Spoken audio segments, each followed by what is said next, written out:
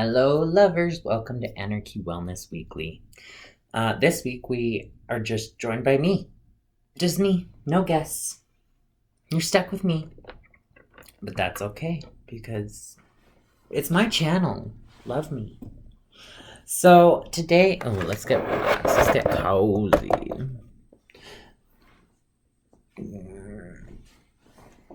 So today we're talking about the topic of change. Change all around us, everywhere. Changing policies, changing ideas, changing moods, changing everything. We've got change everywhere. And how you deal with change is a reflection of how you are at adapting to life and what it throws to you. So let's get down to it. The reason that as people we get upset with change is because we are creatures of habit naturally. We are creatures of addiction. If you like to do something and it makes you feel good and you do it often, naturally you get an addiction. It's that and I know that people are gonna say, there's gonna be comments being like, addiction isn't natural, what you talking about? Yes, drugs, alcohol, there is some things as unnatural addictions that come from lack of connection or the disease of addiction. And there's also the human value of being addicted to being anxious, being addicted to being the victim, being addicted to instant gratification. There's other addictions. And so that we often in society just don't look at. So when I talk about addictions being naturally human thing, they truly are. We get addicted to feeling bad. We get addicted to the feeling of feeling good. And yeah, it's that's why we want it again.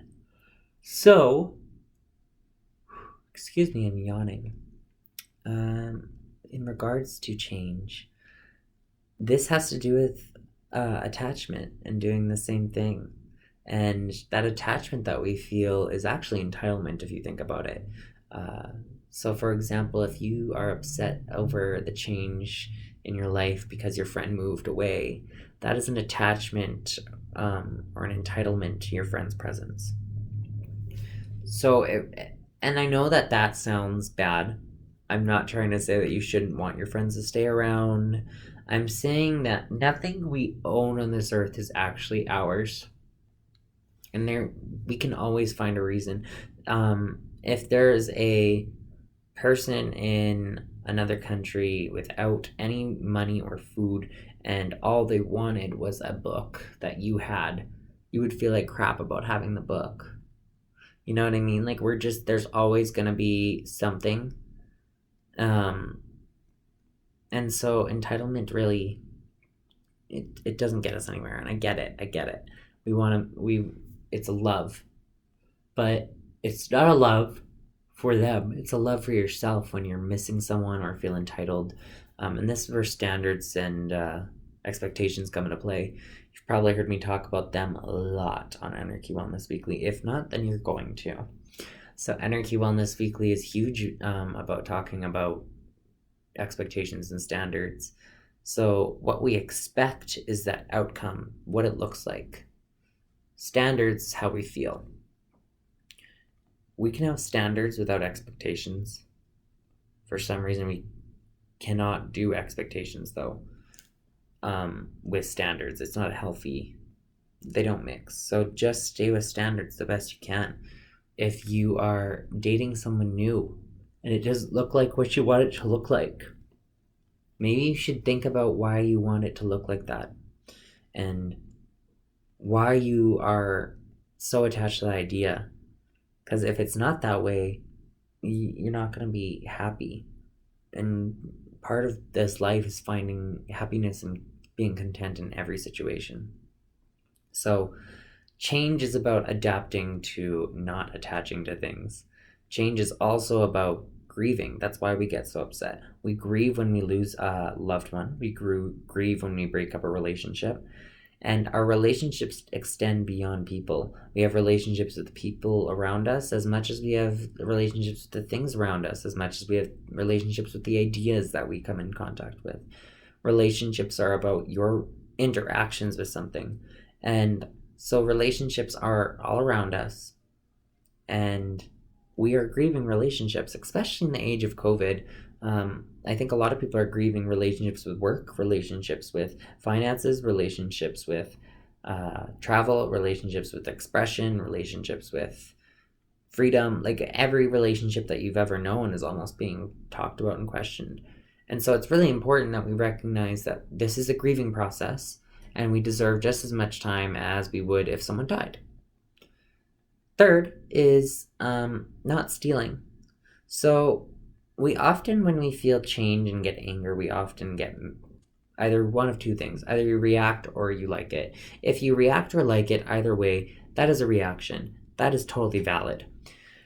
What bothers me is oftentimes you'll hear people say, you need to get over your, like, no, you don't handle change well. You need to get over that. I'm yawning so much because I've been up for so long. I'm so sorry. Basically, if you've been in a situation where you have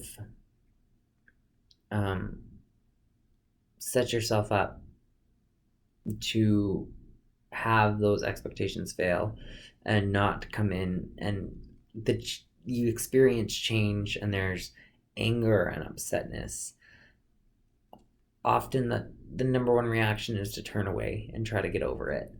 And some people will say to you, like I said, it's not a big deal, or you need to handle change better. And change is hard. That's like saying you need to handle the death of your dad better.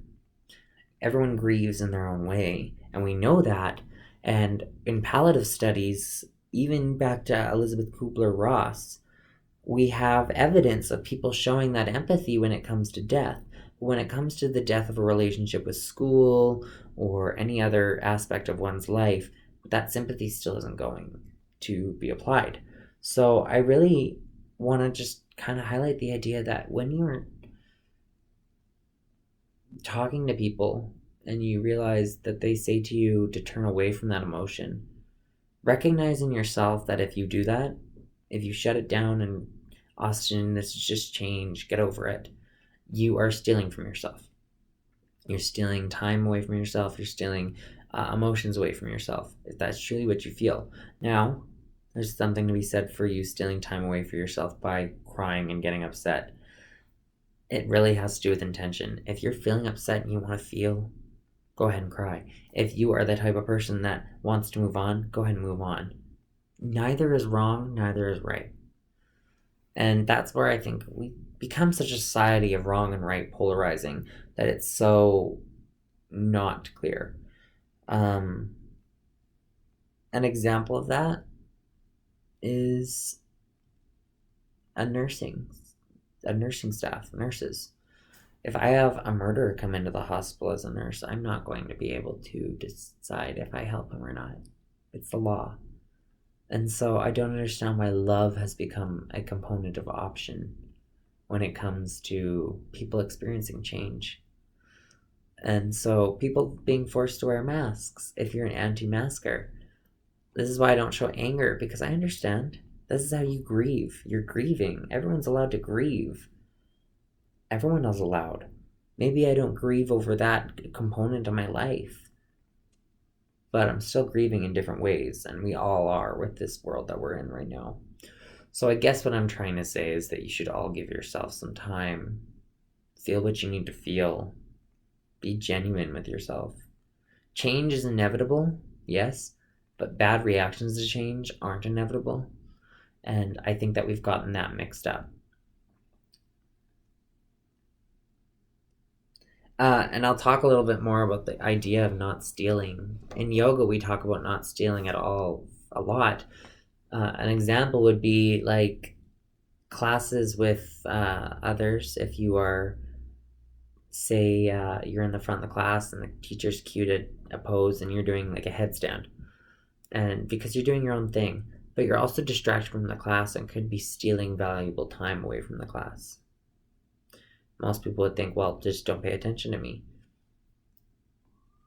So it's just one of those things where stealing from others is about a concept as well. We don't steal time. We don't steal ideas. We don't steal motivation. We don't steal stories, ethics, things like that. Recently, I heard someone say to me that they tell stories that their sister has told them because they want to sound more interesting. And we had to talk about how really you're just stealing from yourself. You're telling yourself you're not interesting, and you're stealing from her and her experience to share those stories and be called interesting. So don't steal from yourself. Don't do that. Uh, the four biggest things I can say when it comes to change, especially in changing times like this, are one, be kind to yourself. Recognize in yourself what you need when it comes to change. Change isn't for everyone. We all react differently to it, like we do with grieving. So recognize what your grieving process is, write it down if you have to, and every time it happens, look at it without judgment. Okay, today I'm grieving. Not, I'm grieving again, and not, oh, good, I'm grieving. No judgment. Just, it is what it is, and move on. And this is what my body's gonna need today. That's perfect. You're not stealing from yourself. Be the best for others. Right now, we are having a call from everyone to help each other. I mean, there's an epidemic in Calgary of homelessness during a pandemic in the winter. So it doesn't take any extra thought for me to throw change on the ground for if somebody was walking by to pick it up. I actually read a quote from a guy that told me that he throws change on the sidewalk because he likes to bring good change to the world, and I loved it so much. I try to throw change on the ground for kids, then they can get it. Try to buy a coffee for someone that looks like they're struggling. Any little thing can do so much for like you have no idea. I've been told by clients that a happy birthday message was the thing that kept them from going to kill themselves. So never underestimate your power when it comes to being kind to others, especially in their times of change. Right now, where everyone's polarized, stressed, hurt, we have the power to lead with love, and that comes with perspective. Like I said, if you were a nurse and a murder came in, do the job. I hope that as fellow man, we all recognize that this is love. I love you as you are. I love that you have opinions. Third thing, don't steal from your future self. Don't take opportunity away from who you want to be. That means that don't get in, like, doing drugs, starting smoking,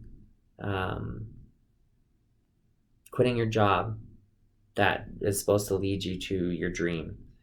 Things, stopping your fitness regime. The future you is going to be very scorned if they were to come back in time to find out that they could have been something, but you decided differently. So, owe it to your future self. The third thing is be nice to your past self. Or fourth thing is be nice to your past self. Be the kid that you needed when you were a kid. In grade 1, those 16, 17-year-olds, all the way up to 25, all those people that you would look up to. Be them, but better. Show love, show mercy, show wisdom, show underground down-to-earthness, show empathy. Be that adult. Be that person you needed all this time.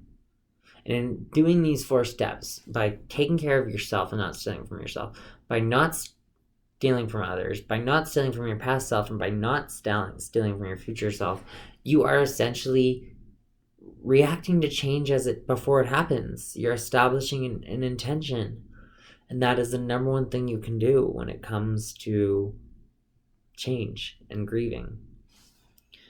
I'm gonna ask I got some questions from our mailbox, so I'll read them. First question is, Austin, your experience with grief, what is the best way for one to start dealing with this? Okay, so like I talked about, it's all about turning into yourself.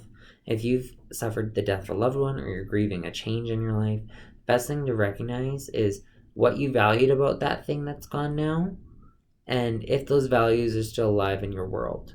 If they are, it's almost like a realization of I'm okay. If they aren't, you have a mission to find some way to integrate it back into your life. Next question. What is Ener-Ki Wellness? So Ener-Ki Wellness is our brand. Ener-Ki Wellness is the company that owns Ener-Ki Wellness Weekly. We are a Calgary-based wellness company that offer wellness services such as Reiki massage, nutrition services, personal health assistance for older adults, and Reiki energy teachings, yoga, as I said, fitness, reflexology. We're a brand wellness everywhere. Everywhere. Brand wellness everywhere. It's been a day. So, brand wellness everywhere. I'm going to tweet that. If I could stop recording this video just to like swear, I would, but I have recorded this 4 times. So I'm not doing that. Basically, Ener-Ki Wellness is now opening its new space in Calgary in the Beltline. We will be offering services downstairs in the apartment of this building. It's a nice 200 square foot room that's going to be set up beautifully, and people will be able to pay online. We're also going to be bringing in some local company products that have to do with social justice movements. Ener-Ki's activism is huge. Being an activist in Calgary is something that I think is so important. Communicating with those that have power to make policy and to shape policy is how you get your voice heard. So we are selling products that have to do with different social movements that I have deemed to be official, and Ener-Ki Wellness's brand will work towards that completely with them. And so I hope you all check out our space in the new year. But yeah, Ener-Ki Wellness is just a wellness brand. It's our company. Follow us on Instagram, Facebook at Ener-Ki Wellness YYC. I don't know why I pointed up there. Elephant. What would you recommend to someone that feels completely lost in their health journey? I would recommend that you know that I'm here. I would recommend that you reach out to whoever you need, because we're all not okay sometimes, and that's okay.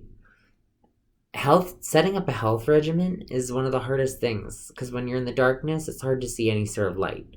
So I try to tell people, connect with us, have a consult with us. We won't charge you just to talk to you, and we're gonna set you up with something that's gonna kind of work for you and give you some ideas back and forth. We're always here. As well, when it comes to setting up your health regimen, remember that it has to be something you can follow.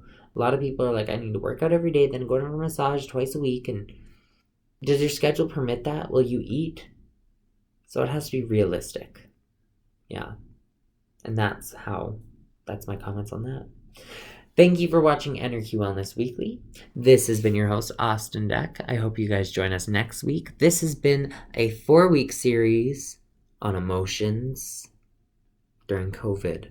And next week, we are going to begin our 4-week series on, again, up here. I'm not an editor. I don't put things up here. But adult things. So starting next week, we're going to do 4 shows based around adult tips. Things that are just overlooked and random. Next week, we'll be talking about separating your laundry. Do you do it? And I know that sounds weird, but I could talk an hour about the weird crap that I'm learning as an adult that I'm like, why do we do that? Why do I have to do that? Do I really? I'm not gonna.